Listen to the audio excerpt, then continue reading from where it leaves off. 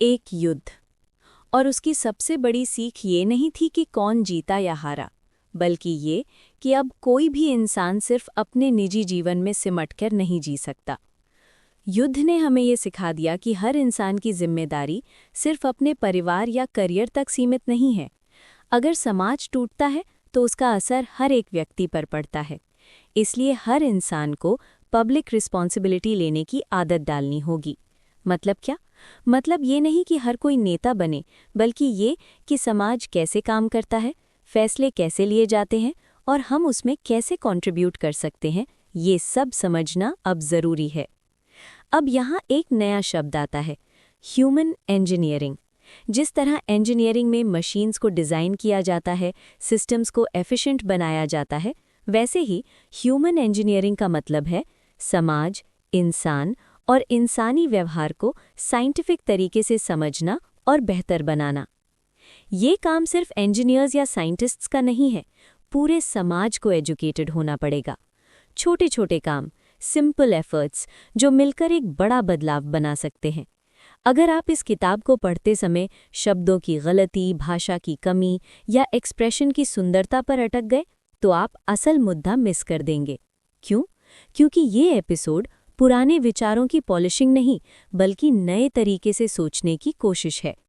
इसे ऐसे पढ़ो कि इसमें क्या नया है, क्या अच्छा है और इसे आगे कैसे बेहतर बनाया जा सकता है।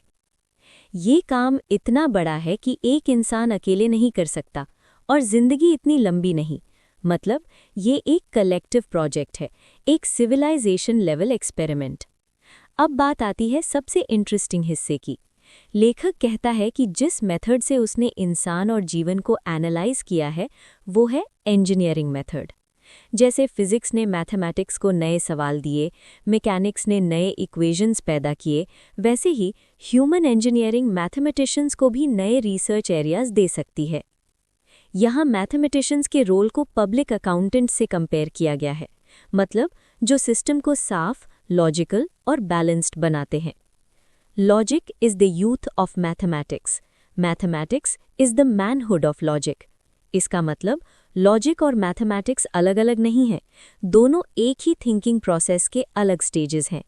इनके बीच डिवाइडिंग लाइन ढूंढना असल में इग्नोरेंस दिखाता है। अब सबसे बड़ा सवाल, क्या साइंस या मैथमेटिकल फिलॉसफी हमें एथिक्स नहीं दे सकती? अगर हम इंसान को साइंटिफिकली समझें तो हमें एथिक्स का सोर्स मिल सकता है। कैसे?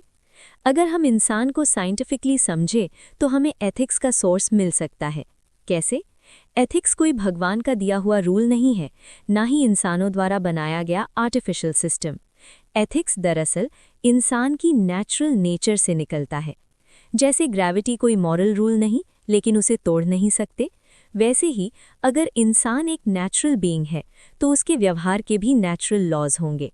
और नैतिक जीवन वही है जो ह्यूमन नेचर के अनुसार हो। रिगरस थिंकिंग कोई फेक एब्स्ट्रैक्शन नहीं, कोई आर्टिफिशियल आइडिया नहीं, बल्कि नेचुरल लॉ का रेवलेशन है। क्योंकि इंसान प्रकृति का हिस्सा है, इंसानी दिमाग भी प्रकृति की ही एक प्रक्रिया है। इसलिए सच्ची साइंटिफिक सोच हमें इंसान, समाज और एथिक्स तीनों को समझने में मदद कर सकती है। अगर आपको ऐसी लॉजिकल, रियल लाइफ सोच पसंद है तो वीडियो को लाइक करें, शेयर करें और चैनल को सब्सक्राइब करें। तो सवाल ये नहीं है कि एथिक्स कहाँ से आती है, सवाल ये है कि क्या हम इंसान को सच में समझने की कोशिश कर रहे हैं या सिर्फ बिलीव्स पर जी रहे हैं।